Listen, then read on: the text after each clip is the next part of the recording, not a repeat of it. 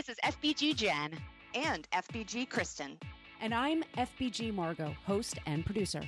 You're listening to the podcast that will help you keep a lid on the junk in the trunk and inspire you to live a happy and confident life. Each episode, we chat with motivational experts and celebs and share our own candid adventures in being healthy. If you're looking for a podcast that's equal parts hilarious and enlightening, well then welcome to the Fit Bottomed Girls podcast. Welcome back to the Fit Bottomed Girls podcast. This is FBG Margo, and on the line today we have Jenn. Guys. And we have Kristen. Hello. And today our guest is Devyn Sisson, and she has a new book coming out called Kitchen Intuition, where she features recipes. And you guys will learn more about that in this show today. But I guess Kristen, you mentioned in the interview that we're doing today that you've been using her book. So why don't you tell us a little bit about her new cookbook? Sure. Yeah, so first off, I'm a fan. I don't just love every cookbook that crosses my path, and I have the opportunity to look at a lot of them. But what I really like about this one, because, you know, it's all about me, right? This is the type of book that, like, if someone was like, hey, could you write a cookbook? This is the sort of thing I would do, because instead of her saying, like, you need half a teaspoon of salt and, you know, 3/4 of a cup of, you know, Greek yogurt or whatever, you know, she has things in here like, use a drizzle of olive oil, get a few ears of corn, a few tablespoons of mayonnaise. Like, I'm looking at a dish that I actually made there. She has a warm street corn salad recipe that was super delicious. But it's, you know, it's called Kitchen Intuition. So the whole idea is to not only have some recipes that you can go to and make, but really kind of learn about what those foods are and how to play with them and how to make them into a meal that you really, really love. So she has a lot of things in here like, let's see, fajita tacos. And so, you know, she's like, here's what I use, but you could also use different kinds of steak, or, you know, here under optional, she's got all kinds of different additions that some people might want to use. And she really encourages you to think about other ingredients, not just like toppings for things, but, you know, other ingredients that you might want to swap out. If you don't love salmon, could you make it with chicken? Different things like that. And it's all with, you know, healthy eating in mind, but there's zero restriction here. You know, it's all about like creating food that you really love and then sitting down and, you know, tasting it and enjoying it and experiencing all of it, you know, from start to finish. So I like that, and I particularly like the sweet potato pad thai has been a very big hit in our house. So I would totally recommend that.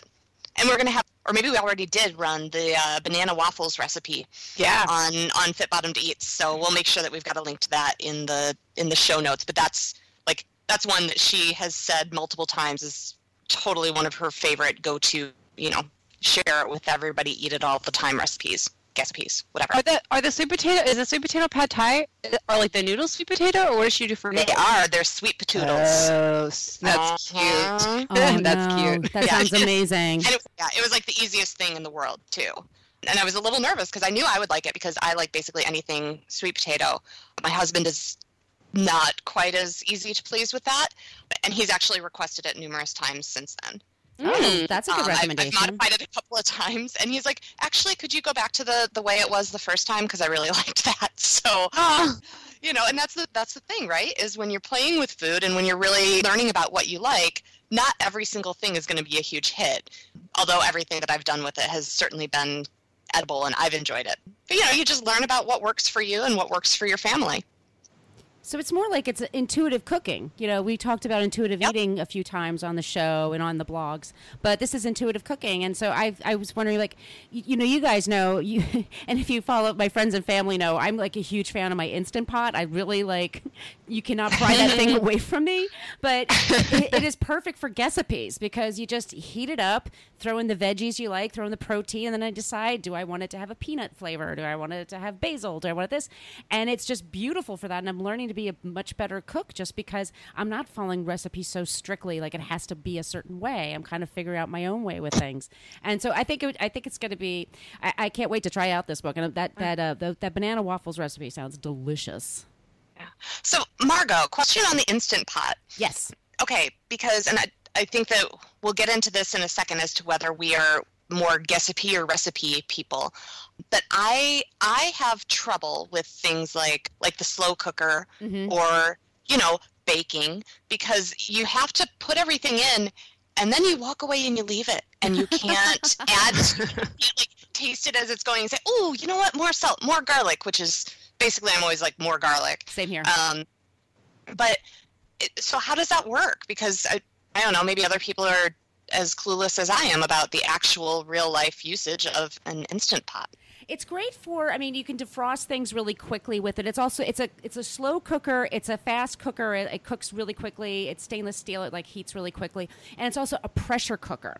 So I'm a big bone broth kind of person. I do my bone broth in there all the time, and it cooks it up. Normally it would take 14 to 16 hours. It takes about an hour when I use the Instant Pot. Wow. Yeah, it's pretty. Whoa. Yeah, it's pretty awesome. And then I featured on Fit Bottom Eats, one of my favorite recipes, and I think it's the Cave Girl Instant Pot recipe, which is just eggs and sweet potato, or you could put other vegetable in there. But for that one, I started adding and playing along with it myself. With baking, I think you do have to stick with a recipe, unfortunately, because it's just so scientifically exact. You have to have the right ingredients for baking. But I understand, also I just like the process of cooking. I like the process of tasting as I cook, and I can't do that when I'm slow cooking or when I'm pressure cooking. So when I'm just regular cooking with the Instant Pot, that's when I can do it. Neat. It is neat. It's a great invention. We live in good times. Yeah. I think I put that on my Christmas list, Instant Pot. Yeah. I also have a really hard time cooking rice. I don't know why. I can create. Me too. I can make pretty good food, but for some reason, me and rice are just Really? all the rice in the house. Yeah. I always.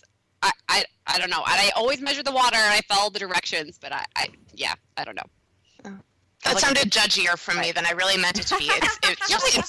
It's surprise is all it is. Because, you've cooked for me. You're a really good cook. I like eating your food. I can even bake. I enjoy baking. I can restrict myself and measure things. I can do it, but I can't. Rice and I just, But that's why I buy a lot of the, at Trader Joe's, you can get frozen rice, frozen brown rice that you put in the microwave for 3 minutes and it comes out perfect every single time.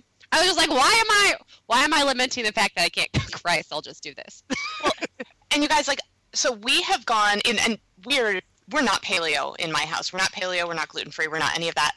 We use cauliflower rice so much, though. We've actually come to like it better in a lot of our recipes, and I like the fact that you're getting some awesome nutrition with it. Yeah, this is another one. Poor Jared. I feel like I'm making him sound so difficult, and he's not. He eats most of what I want to make. But when we were at the grocery store, and he was like, "Oh, hey, can we get more cauliflower rice?" I could have fallen over because I was like, "Oh, I didn't know that you actually preferred this." So how do you cook your cauliflower rice? Well, so usually I use it when I'm doing some sort of vegetables, of course, because that's how I roll. So if I'm sauteing the veggies, then I usually throw it in after the veggies have begun to soften, but onions are not translucent. So just enough so that the cauliflower gets soft but not mushy. Or else, so basically I saute it with just a tiny bit of oil pretty much all the time is what I do. Yeah, I think that you can steam it, you can do all that stuff, but I like getting That's how I eat it. Yeah, it absorbs so much flavor. It does. And you put, so I don't know if you guys do olive oil with red pepper flakes in it to kind of infuse the heat, but that with some garlic is, it's fantastic. It's so good. I throw in chimichurri sauce sometimes, and then some chicken. Ooh. Oh man, is it good? Yeah.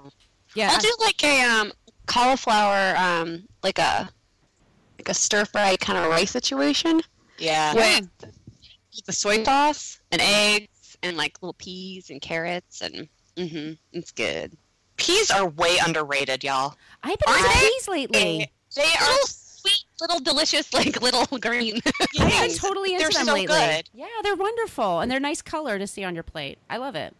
They are. They're really good in salads. People leave them out, and I really think that the majority of salads could benefit from the addition of peas. But that is my platform. I'm standing on it. Do think a lot of people like grew up with like canned peas. Yeah. That are kind of like kind of gross. But if you get like even a frozen pea that's cooked well, or a fresh pea, because I know I just planted actually some peas for my fall garden, and I am really hoping that they turn out because, oh my gosh, fresh peas are so good. I like them in my spaghetti squash. I make spaghetti with spaghetti squash or just regular, and I throw my peas and like little tomato basil. Mwah, it's delicious.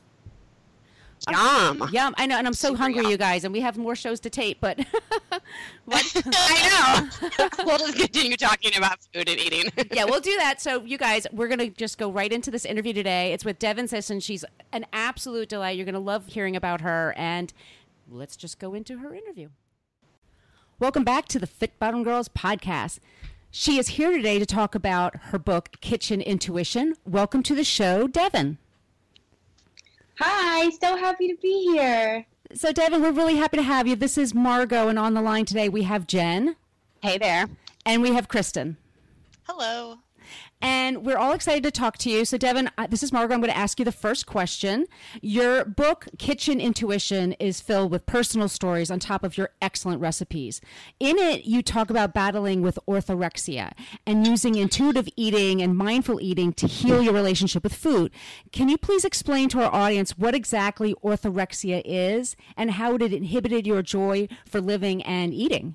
So, from my understanding, orthorexia is sort of a hyper-awareness of food, a hyper-awareness of what you're putting into your body that goes past just being aware of eating healthy, eating consciously, eating good quality foods, and starts to become something that was holding or tends to hold people back. It's almost a fear of food, if you will, for a lot of people. And I think it tends to manifest in ways in people's lives sort of around the word restriction and restricting a lot of foods or calories or ways of eating or variety. And I think how that happened in my own life is just, growing up in Southern California as a young girl, the pressures of looking a certain way or being a certain way in the world. Also because of my family. My father is Mark Sisson and has made his life and his living from looking a certain way, eating a certain way, and living a certain way. So whatever pressure I felt on my own, they never placed it on me, just turned into this fear of if I eat this food, it's going to make me fat. If I eat this food, it's going to make me feel this way. If I eat this food, it's going to poison me because it's not organic. And it was unbelievable how much joy I know I have in the experience of eating and how all that was completely gone because it was constantly about fear. And what sort of came of that was how it was affecting my digestion, the actual fear around eating and constantly being in that fight or flight mode really made it difficult for my body to absorb nutrients and digest food. So as I started to write the cookbook, which, originally was for other people, really turned out to be for myself, in an exploration of sort of slowing down, stepping back, relaxing, getting in touch with my food, and giving myself the freedom and the space to take it at my own pace, to allow myself to restrict and experience the fear whenever I felt it, but to really find joy and be grateful for the positive experiences I had, which ended up happening for me because of friendships and romantic relationships. I started to notice that more often I ate with my best friend or my boyfriend or my godfather, just the more calm and relaxed I felt, and I could make healthier choices and I could have freedom in what I was choosing to eat, knowing that I was nourishing myself. Does that make sense? Totally. Oh, absolutely. So did you get help from someone else, or was this all kind of just you going introspective? There was a brief period of time that I sought out help from like a registered dietitian and a nutritionist, and bless her, I adore her, and she gave me some wonderful book recommendations, but I did not find that helpful. I found writing down my every bite and portion of food and my calories and writing all of that down just seemed to make it worse. I wasn't being true to what I was eating because I was afraid I'd have to write it down, and I was lying about writing things down. It's just the dynamic did not serve me personally in that way. But I did spend a year going through the Institute for Integrative Nutrition.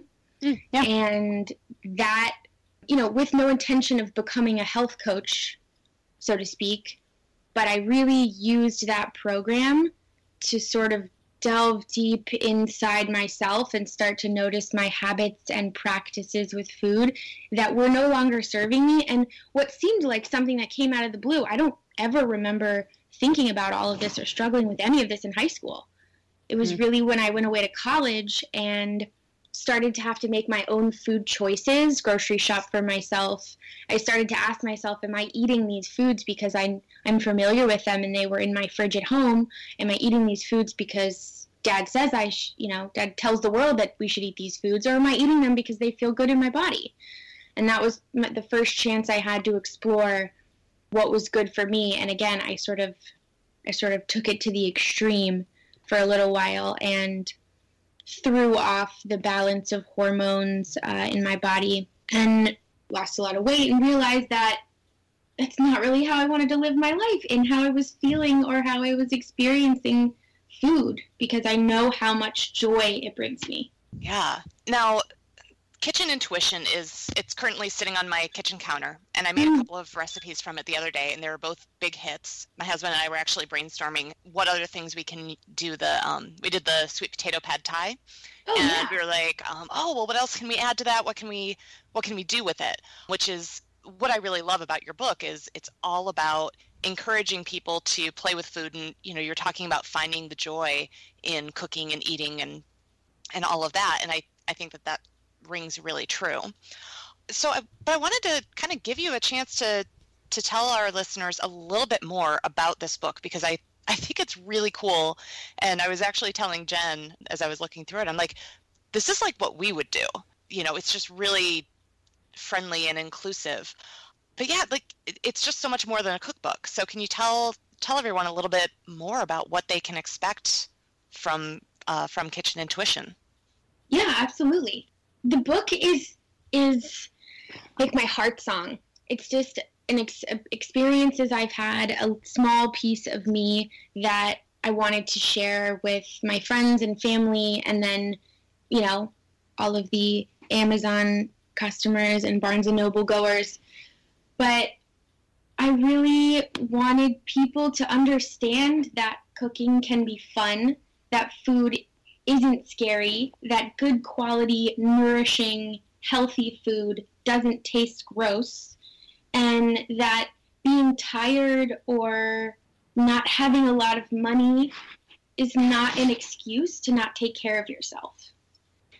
And my dad calls a lot of the recipes in the book "guessipes" because the way I learned to cook, again, no formal culinary training whatsoever. I have worked in kitchens and with chefs and under chefs and watched a lot of the Food Network.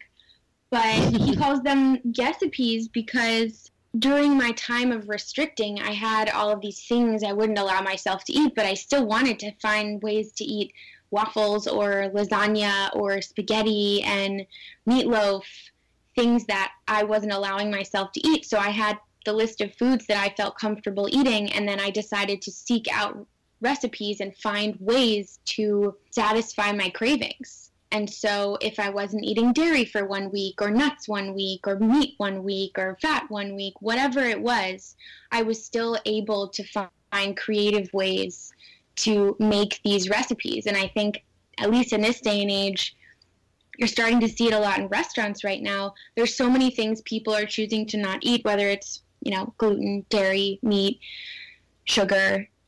That doesn't mean you can't enjoy food. And so the recipes are a collection of ingredients that I put together with suggestions of how to do something, how to roast butternut squash and make it a little more interesting, because I love pomegranates and feta and cilantro. But if you want to try parsley and raisins and goat cheese, why not? Who am I to stop you? And that's the most fun part about it, is that I really sort of take all the responsibility off myself and encourage my readers to figure it out for themselves. And I got a lot of pushback from the people helping me edit the book, saying, no, you have to put actual measurements of things. People aren't going to know how to do this. To which I responded, I have full faith that they're going to do it. They're going to have fun doing it, and that they're going to be okay trying it. So again, the recipes started as a way for me to find a way, I guess, to eat the foods I love despite my restrictions, which is funny because I'm not restrictive at all now, but still am looking for ways to utilize extra vegetables in my fridge, or use something that's seasonal at the farmer's market, or cook for my friends and family that have allergies and, choose not to eat certain things. So you talk about pressure-free food prep in your book. Can you tell us what that means, and what are your best tips for food prep in general?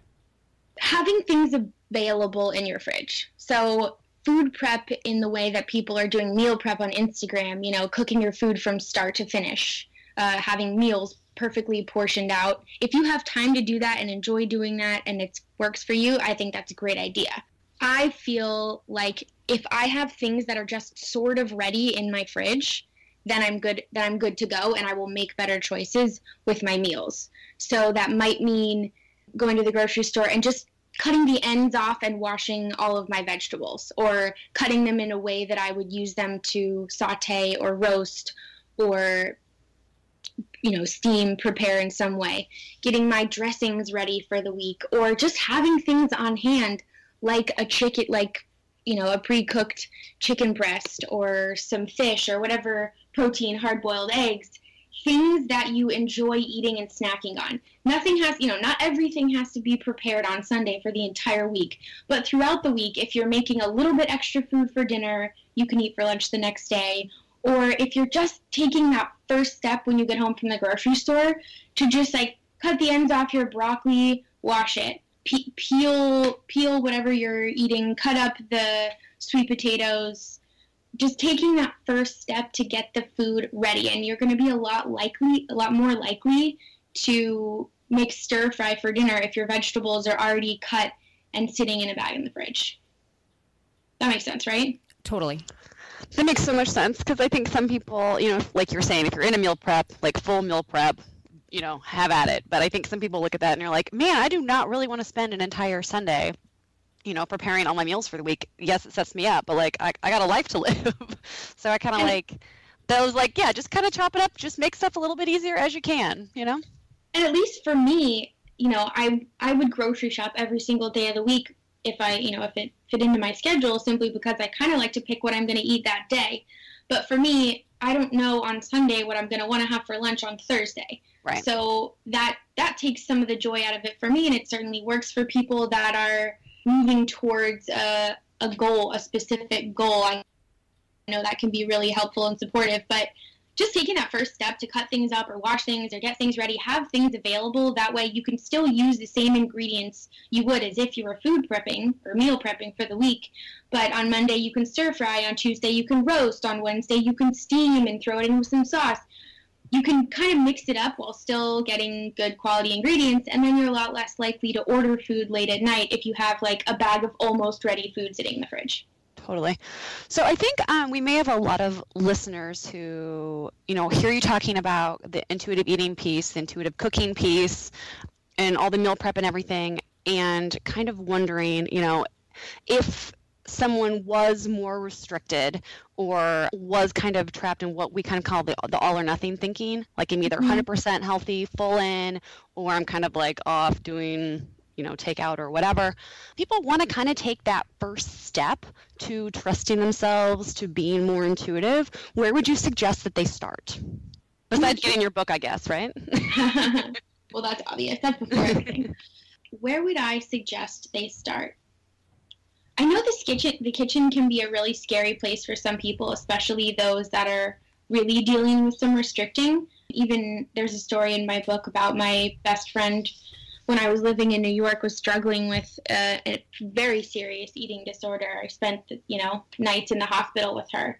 And she's 100% healed, wonderful, living a happy, healthy, amazing life now. And the first step for her was to just hang out with me. I'm not saying that everybody should hang out with me, although I'm totally open to that. But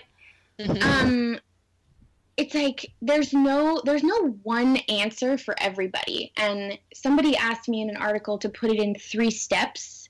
And the first step was just to relax, was to not have any judgment or thinking or any thought process around what you're doing right now is wrong. The minute you start to think that what you're doing is not good for you and it's wrong and it's bad and you kind of know you shouldn't be doing it, that tends to keep you in this vicious cycle of guilt and resentment and discomfort, and there's no way out of it.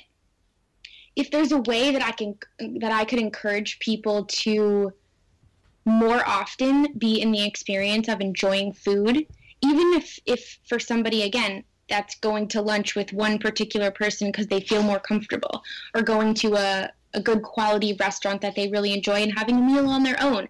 It's like, of all the things you might be afraid of or uncomfortable with or restricting, is there one thing that you are comfortable with? Is there a person you feel good eating with? Is there a place you feel good eating at? Is there something in there that you can find that you would consider healthy and that makes you happy? For me, that was cooking. That was love. That was connection with people. But what is that for you? To be able to identify that and spend a few more days a week or a few more times a day or a few more times a month in that space. Really getting comfortable in the space of sort of like confidence, trusting your body, having a good relationship with the food that's moving through you and nourishing you and ultimately keeping you alive. If I could talk to every single listener and every person that writes a review and reaches out via email, I would love to ask them that question. I would love to know, of all of the things that aren't working for you right now, what is working for you, and how can you take that first step to spend a little more time, again, each weekday, month, whatever you have time, how can you spend a little more time doing that and reminding yourself of what it feels like to be good, to be healthy, to feel energy, to feel like a sense of peace in your body. And that, for me, was cooking. I realized how much I enjoyed cooking and cooking for people. And then when I would go out, it was like, it didn't really matter if I ate fried chicken or kale salad, so long as I was having a really healthy, awesome, nourishing conversation. I felt unstoppable. I felt happy about what I was eating. It felt good in my body, and I felt like I could trust my choices. And even if I made a choice like fried chicken, it was a treat, not a reason to bash myself or to be anxious about it for the whole day. That's beautiful. I love that. And we've talked a lot recently about trying to learn how to stop moralizing food, because Right. Salad isn't intrinsically good. Fries are not intrinsically bad. They're just food. So if you can just enjoy them, then do that. So, but speaking of really delicious foods, do you have a single go-to favorite recipe, or maybe like a slew of things that kind of use similar ingredients, like you were talking about doing that sort of basic prep? Something like that is just like you make it just about every week. You always feel really good about it. You love sharing it with people. Do you have one of those that you'd like to share with our listeners? 100%. It's the Banana Waffles in my book. Ooh, and we're going to have that on the site, so I'll make sure that we've got a link. They are next level. They're unbelievable, and it's something that I feel really good about eating and feels really good in my body, and I can't tell you how many nights it's been sort of a last-minute dinner option because there was nothing else.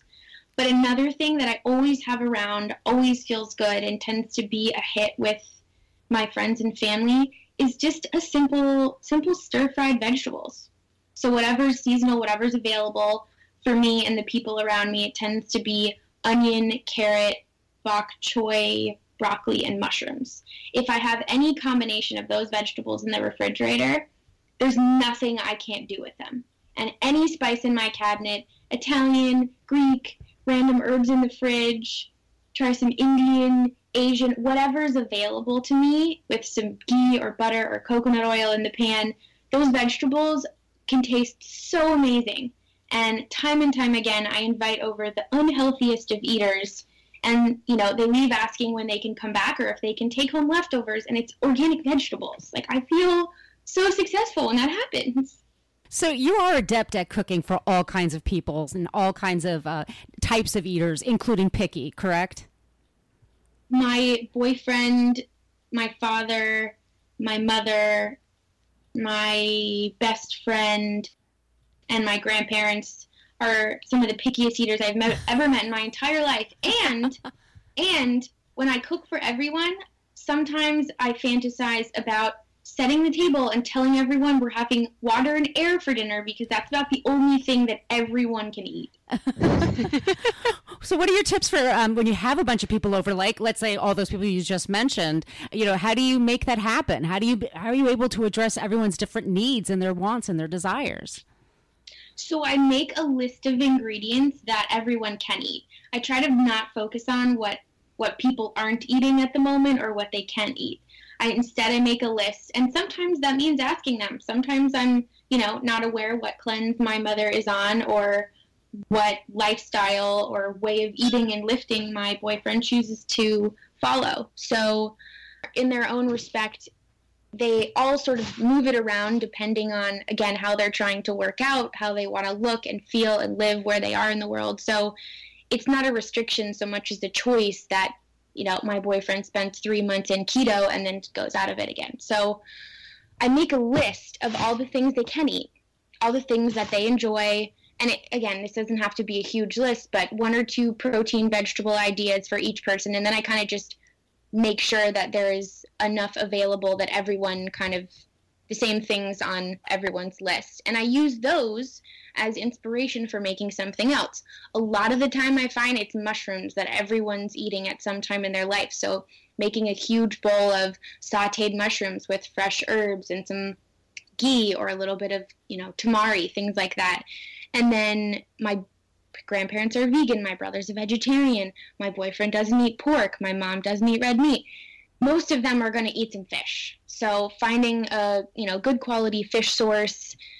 Everyone likes a big salad. Everyone seems to like sweet potatoes at this time in our life. So taking the ingredients that everyone will enjoy and finding sort of the common denominators there and then using that as a basis for picking out a meal instead of picking out a meal that I'd like to make and then realizing that so-and-so, you know, is allergic to chives and so-and-so is meeting in the morning so doesn't want to eat garlic. That tends to work well, too, when I speak to mothers of picky eaters.